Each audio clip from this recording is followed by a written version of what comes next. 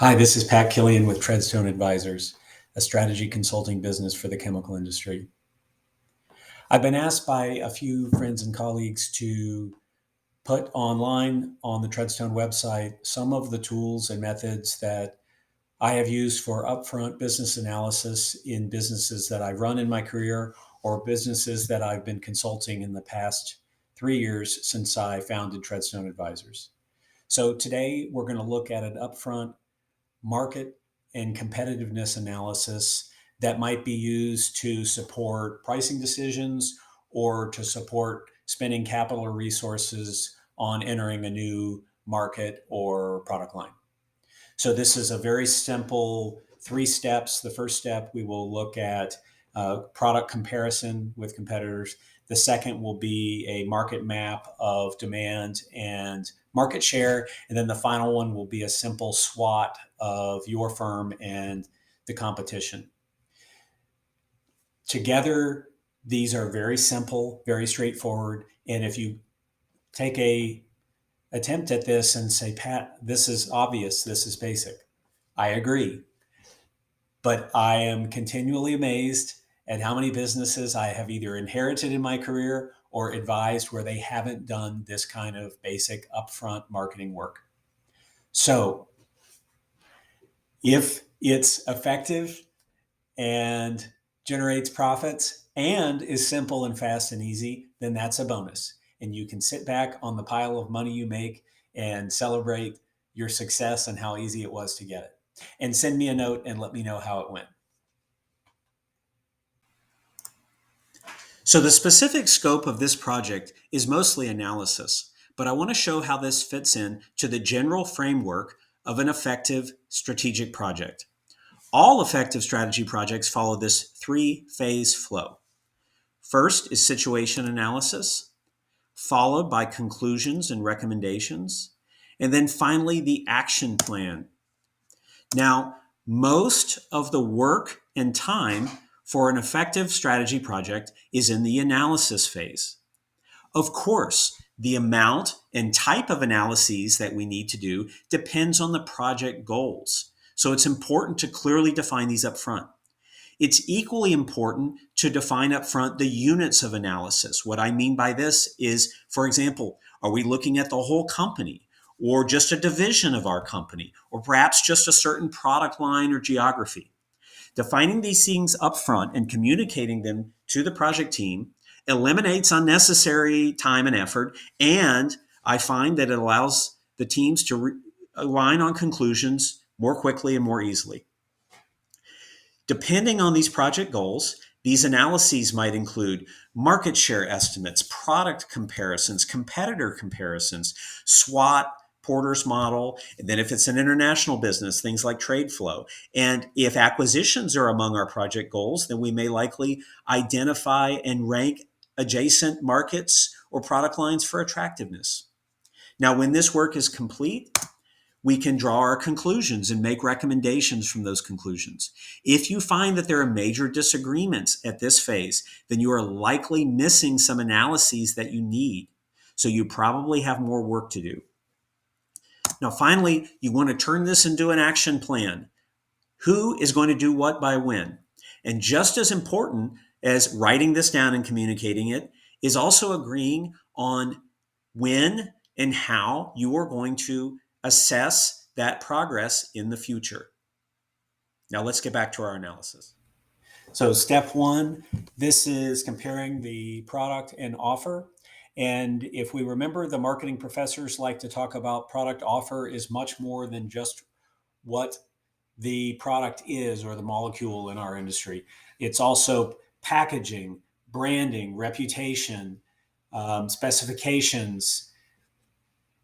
It could be payment or credit terms, shipping rules, order lead time. All of these are part of offer. So it's easiest to start with specifications for the chemical industry. So list these, and of course you have your own, and often you can get competitors from their websites or from Google, or if not, you might be able to get them from a distributor or a customer.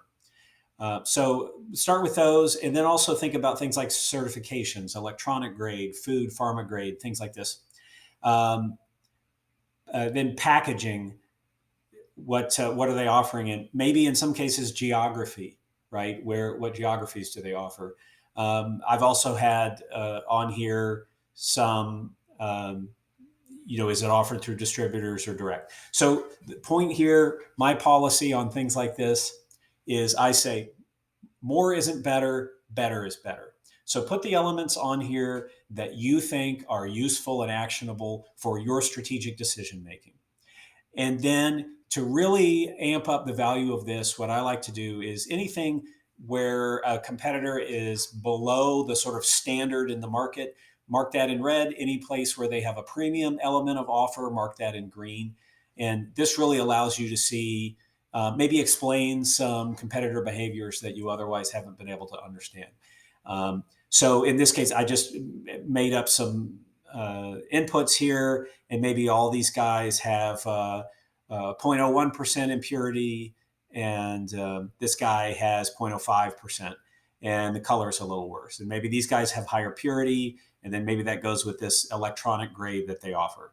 So with this, you can have a much more sophisticated conversation, particularly going into our next phase, talking about market share, ultimately leading to our pricing discussion. Okay, so here's the version that I made in Excel. It's really pretty essential to do this in Excel to just make the error checking easier.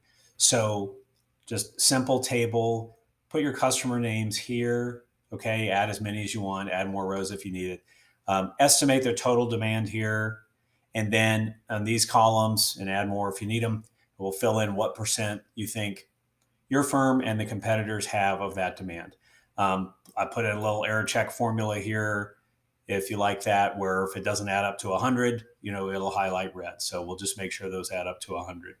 And then that gives you at the bottom the total estimated market demand, and then the share that each competitor has. And then go ahead and also add the capacity estimates if you have them. So I put in some numbers here just to play around with, 4 customers, alpha, beta, gamma, delta, estimated total demand. And then maybe this one, we have the whole thing. How do we know that? Well, the contract says we get all their demand. Beta, maybe it's known that they have multiple suppliers. Gamma, maybe we know that this guy has all of them. And then delta, maybe they have a purchasing policy that requires them to have 2 suppliers, and we believe it's those 2. And then come down here, putting in the capacity. Maybe you know these, maybe you don't, but it's a good thing to go out and try to find. And maybe sometimes you have somebody who has a multi-use plant, so capacity isn't really relevant if they're making other things. Then you want to get into, are these more valuable or less valuable than the other things they're making?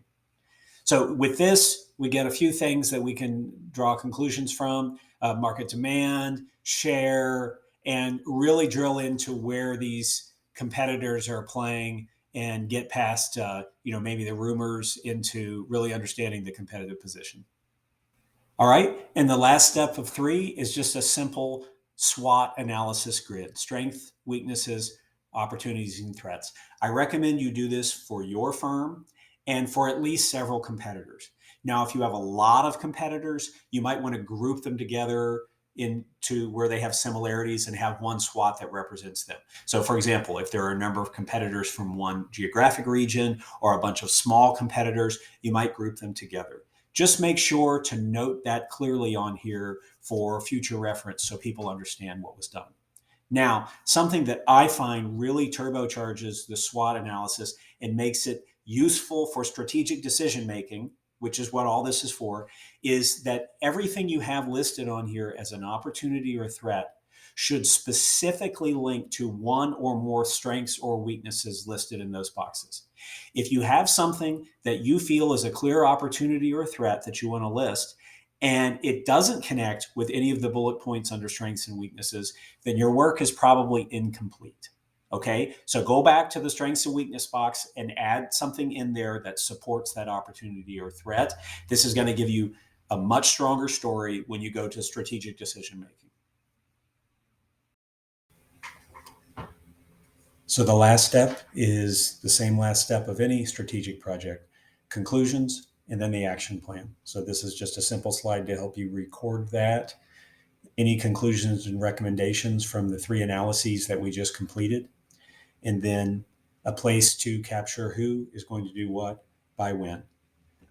Put in some examples here. Maybe we want to confirm the consumption at a certain customer that we didn't know in the market share map exercise. Maybe we found a market segment to raise prices, or maybe we want to consider offering a new product because we found a competitive gap. And then the status column is for future update meetings where we can track the status versus expectations.